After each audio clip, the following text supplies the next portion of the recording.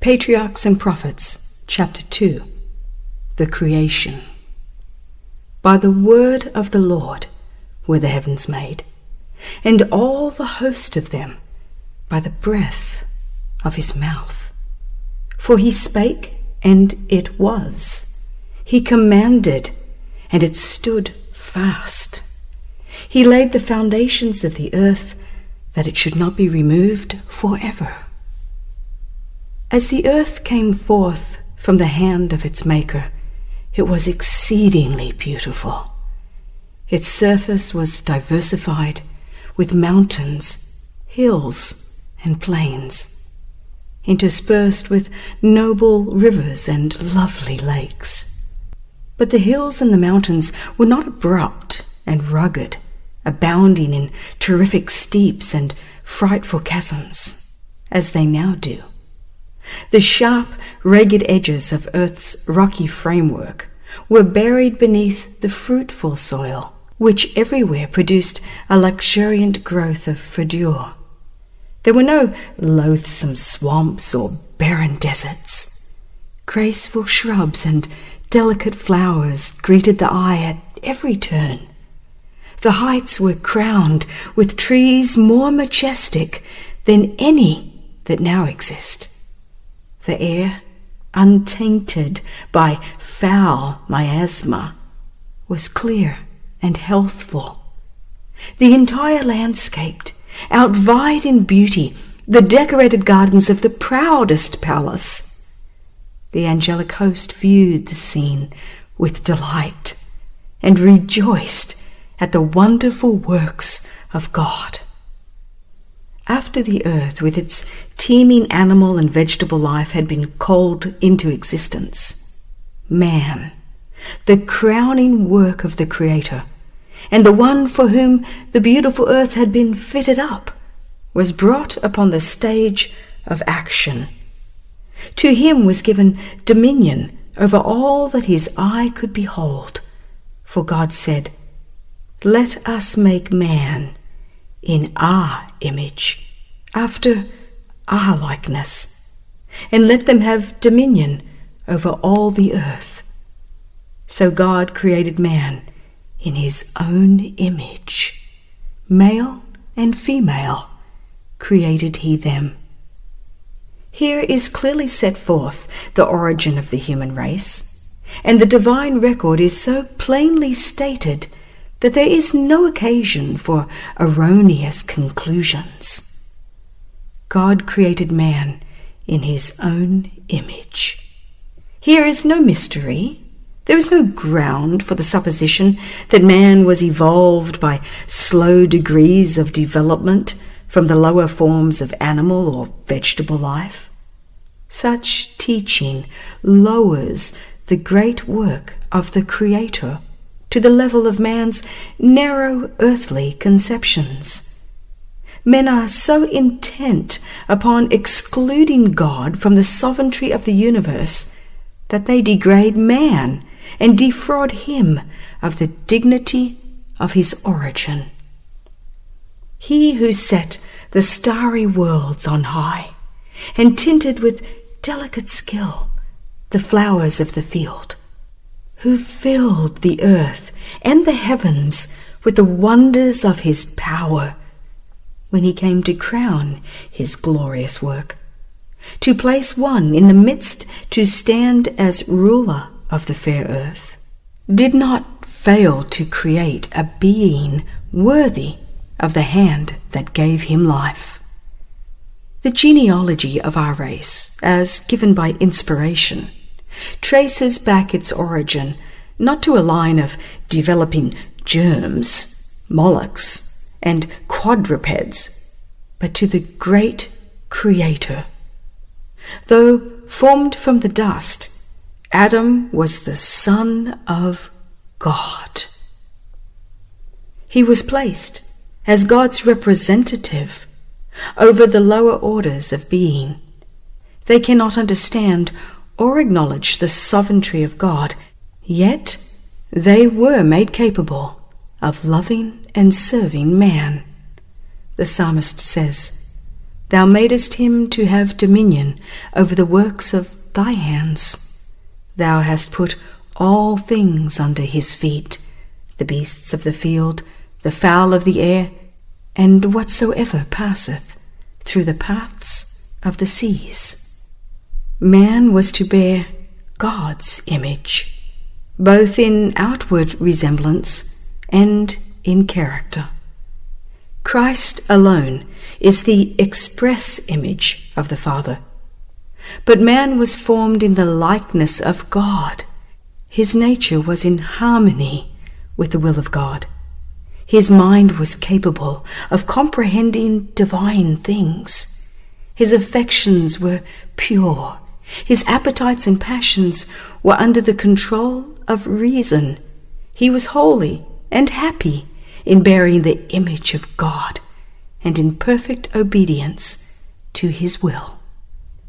As man came forth from the hand of his Creator, he was of lofty stature and perfect symmetry. His countenance bore the ruddy tint of health and glowed with the light of life and joy. Adam's height was much greater than that of men who now inhabit the earth. Eve was somewhat less in stature, yet her form was noble and full of beauty. The sinless pair wore no artificial garments. They were clothed with a covering of light and glory, such as the angels wear. So long as they lived in obedience to God, this robe of light continued to enshroud them. After the creation of Adam, every living creature was brought before him to receive its name. He saw that to each had been given a companion, but among them there was not found an helpmeet for him.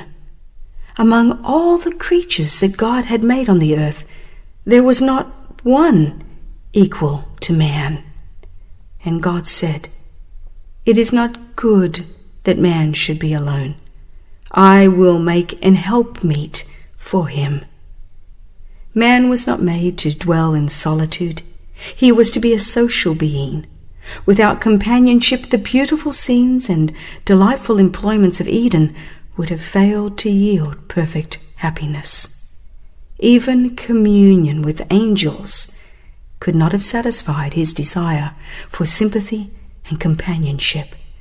There was none of the same nature to love and to be loved. God himself gave Adam a companion. He provided an helpmeet for him, a helper corresponding to him, one who was fitted to be his companion and who could be one with him in love and sympathy. Eve was created from a rib taken from the side of Adam, signifying that she was not to control him as the head, nor to be trampled under his feet as an inferior, but to stand by his side as an equal, to be loved and protected by him. A part of man, bone of his bone and flesh of his flesh, she was his second self, showing the close union and the affectionate attachment that should exist in this relation. For no man ever yet hated his own flesh, but nourisheth it and cherisheth it. Therefore shall a man leave his father and his mother, and shall cleave unto his wife, and they shall be one. God celebrated the first marriage. Thus the institution has for its originator the Creator of the universe. Marriage is honorable. It was one of the first gifts of God to man, and it is one of the two institutions that, after the fall, Adam brought with him beyond the gates of paradise. When the divine principles are recognized and obeyed in this relation, marriage is a blessing. It guards the purity and happiness of the race. It provides for man's social needs. It elevates the physical, the intellectual, and the moral nature. And the Lord God planted a garden eastward in Eden, and there he put the man whom he had formed. Everything that God had made was the perfection of beauty, and nothing seemed wanting that could contribute to the happiness of the holy pair. Yet the Creator gave them still another token of his love by preparing a garden especially for their home. In this garden were trees of every variety, many of them laden with fragrant and delicious fruit.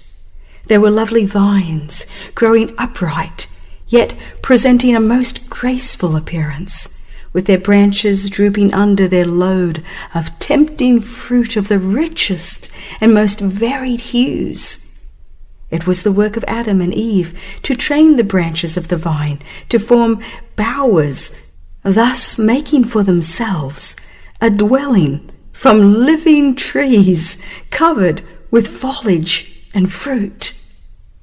There were fragrant flowers of every hue in rich profusion. In the midst of the garden stood the tree of life, surpassing in glory all other trees. Its fruit appeared like apples of gold and silver, and had the power to perpetuate life. The creation was now complete. The heavens and the earth were finished, and all the host of them. And God saw everything that he made, and behold, it was very good. Eden bloomed on earth. Adam and Eve had free access to the tree of life. No taint of sin or shadow of death marred the fair creation. The morning stars sang together, and all the sons of God shouted for joy. The great Jehovah had laid the foundations of the earth. He had dressed the whole world in the garb of beauty, and had filled it with things useful to man. He had created all the wonders of the land and of the sea.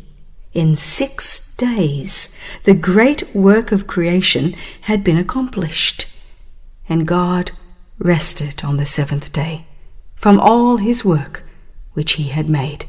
And God blessed the 7th day and sanctified it, because that in it he had rested from all his work which God created and made. God looked with satisfaction upon the work of his hands. All was perfect, worthy of its divine author, and he rested, not as one weary, but as well pleased with the fruits of his wisdom and goodness and the manifestations of his glory. After resting upon the 7th day, God sanctified it, or set it apart, as a day of rest for man. Following the example of the Creator, man was to rest upon this sacred day, that as he should look upon the heavens and the earth, he might reflect upon God's great work of creation, and that as he should behold the evidences of God's wisdom and goodness, his heart might be filled with love and reverence for his Maker. In Eden, God set up the memorial of his work of creation, in placing his blessing upon the 7th day. The Sabbath was committed to Adam, the father and representative of the whole human family. Its observance was to be an act of grateful acknowledgement on the part of all who should dwell upon the earth that God was their Creator and their rightful sovereign, and that they were the work of his hands and the subjects of his authority. Thus the institution was wholly commemorative and given to all mankind. There was nothing in it shadowy or of restricted application to any people. God saw that a Sabbath was essential for man, even in paradise. He needed to lay aside his own interests and pursuits for one day of the 7, that he might more fully contemplate the works of God and meditate upon his power and goodness. He needed a Sabbath to remind him more vividly of God, and to awaken gratitude, because all that he enjoyed and possessed came from the beneficent hand of the Creator. God designs that the Sabbath shall direct the minds of men to the contemplation of his created works. Nature speaks to their senses, declaring that there is a living God, the Creator, the supreme ruler of all. The heavens declare the glory of God, and the firmament showeth his handiwork. Day unto day uttereth speech, and night unto night showeth knowledge. The beauty that clothes the earth is a token of God's love. We may behold it in the everlasting hills, in the lofty trees, in the opening buds, and the delicate flowers. All speak to us of God. The Sabbath, ever pointing to him who made them all, bids men open the great book of nature and trace therein the wisdom, the power, and the love of the Creator. Our first parents, though created innocent and holy, were not placed beyond the possibility of wrongdoing. God made them free moral agents, capable of appreciating the wisdom and beneficence of his character and the justice of his requirements, and with full liberty to yield or to withhold obedience. They were to enjoy communion with God and with holy angels. But before they could be rendered eternally secure, their loyalty must be tested. At the very beginning of man's existence, a check was placed upon the desire for self-indulgence, the fatal passion that lay at the foundation of Satan's fall. The tree of knowledge, which stood near the tree of life in the midst of the garden, was to be a test of the obedience, faith, and love of our first parents. While permitted to eat freely of every other tree, they were forbidden to taste of this on pain of death. They were also to be exposed to the temptations of Satan. But if they endured the trial, they would finally be placed beyond his power to enjoy perpetual favor with God. God placed man under law as an indispensable condition of his very existence. He was a subject of the divine government, and there can be no government without law. God might have created man without the power to transgress his law. He might have withheld the hand of Adam from touching the forbidden fruit, but in that case man would have been not a free moral agent, but a mere automation. Without freedom of choice, his obedience would not have been voluntary, but forced. There could have been no development of character. Such a course would have been contrary to God's plan in dealing with the inhabitants of other worlds. It would have been unworthy of man as an intelligent being, and would have sustained Satan's charge of God's arbitrary rule. God made man upright. He gave him noble traits of character, with no bias toward evil. He endowed him with high intellectual powers, and presented before him the strongest possible inducements to be true to his allegiance. Obedience, perfect and perpetual, was the condition of eternal happiness. On this condition, he was to have access to the tree of life. The home of our first parents was to be a pattern for other homes, as their children should go forth to occupy the earth. That home, beautified by the hand of God himself, was not a gorgeous palace.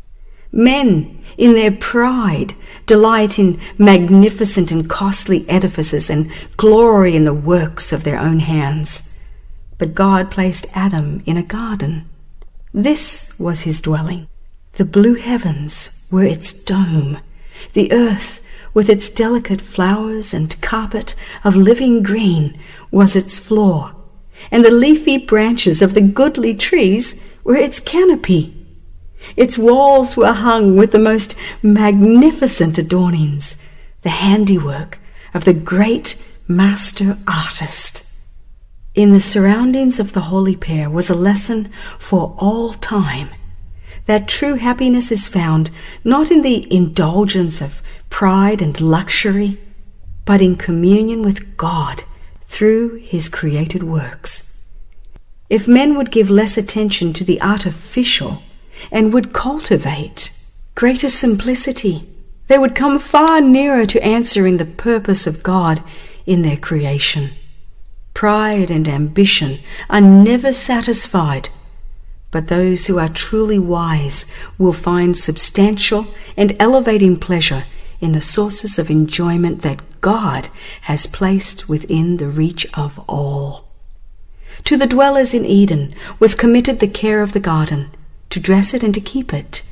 Their occupation was not wearisome, but pleasant and invigorating. God appointed labor as a blessing to man, to occupy his mind, to strengthen his body, and to develop his faculties. In mental and physical activity, Adam found one of the highest pleasures of his holy existence. And when, as a result of his disobedience, he was driven from his beautiful home and forced to struggle with a stubborn soil to gain his daily bread, that very labor, although widely different from his pleasant occupation in the garden, was a safeguard against temptation and a source of happiness. Those who regard work as a curse, attended though it be with weariness and pain, are cherishing an error. The rich often look down with contempt upon the working classes, but this is wholly at variance with God's purpose in creating man. What are the possessions of even the most wealthy in comparison with the heritage given to the lordly Adam? Yet Adam was not to be idle. Our Creator, who understands what is for man's happiness, appointed Adam his work. The true joy of life is found only by the working men and women. The angels are diligent workers. They are the ministers of God to the children of men. The Creator has prepared no place for the stagnating practice of indolence. While they remained true to God, Adam and his companion were to bear rule over the earth. Unlimited control was given them over every living thing. The lion and the lamb sported peacefully around them or lay down together at their feet. The happy birds flitted about them without fear, and as their glad songs ascended to the praise of their Creator, Adam and Eve united with them in thanksgiving to the Father and the Son.